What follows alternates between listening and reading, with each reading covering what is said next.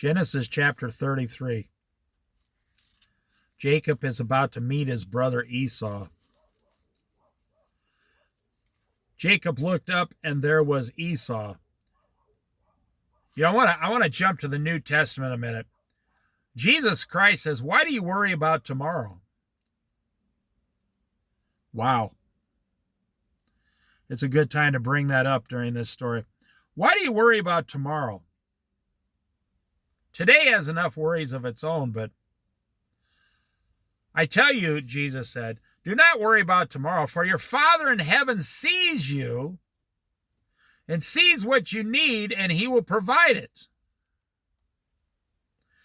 We spend too much time in today's society worrying about tomorrow or what we're going to do with our 401k at age 60.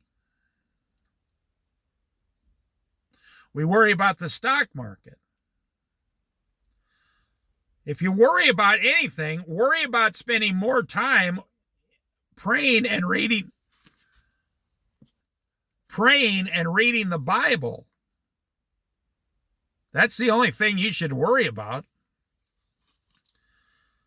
Jacob looked up, and there was Esau coming with his 400 men. You think Jacob's worried? Of course he is. He's scared to death right now. So he divided the children among Leah, Rachel, and the two female servants. He put the female servants and their children in front, Leah and her children next, and Rachel and Joseph in the rear. He himself went on ahead and bowed down to the ground 7 times as he approached his brother.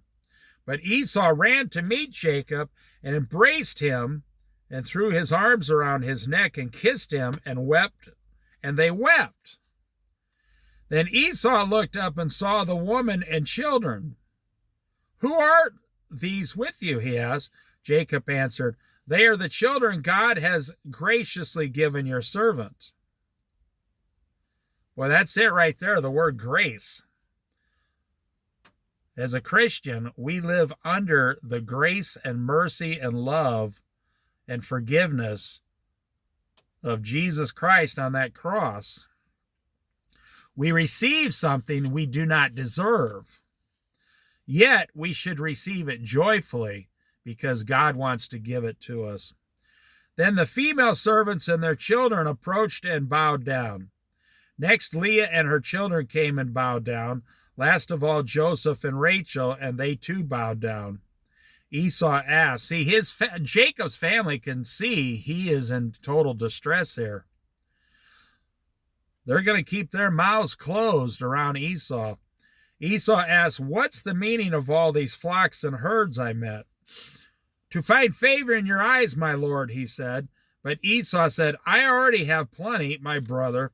Keep what you have for yourself. You see, God prospered Esau also. God made Esau very rich with 400 men, a great household. No, please, said Jacob, if I have found favor in your eyes, accept this gift from me. For to see your face is like seeing the face of God. Now that you have received me favorably, please accept the present that was brought to you, for God has been gracious to me and hath all I need. And because of Jacob insisted, Esau accepted it. Then Esau said, let us be on our way, I'll accompany you. But Jacob said to him, my Lord knows that the children are tender and that I must care for the ewes and the cows that are nursing their young. If they are driven hard just one day, all the animals will die. So let my Lord go on ahead of his servant, while I move along slowly at a pace of the flocks and herds before me, and at a pace of the children until I come to my Lord in Seir. Esau said, then let me leave some of my men with you. Well, why do that? Jacob asked. Just let me find favor in the eyes of my Lord. So that day Esau started on his way back to Seir. Jacob, however, went to Succoth, where he built a place for himself and made shelters for his livestock. That is why the place is called Succoth.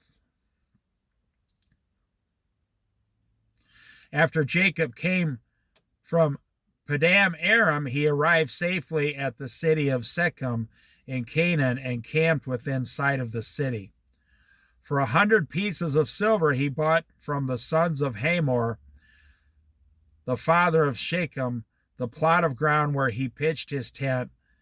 There he set up an altar and called it El Elohe Israel. Now, just my personal opinion, his brother Esau, don't forget, is a hard man. And if Jacob would have went back to his brother Esau, then Esau starts drinking and getting drunk and starts remembering how angry and hateful he used to hate his brother Jacob. Then he would have eventually killed Jacob and just took everything he had. So what about all that worry and anxiety Jacob had? The Lord said, I am with you. I will bless you, make you into a great nation. But then life comes along and starts, tempting you, tempting you to become sinful and worry. Worry is a sin.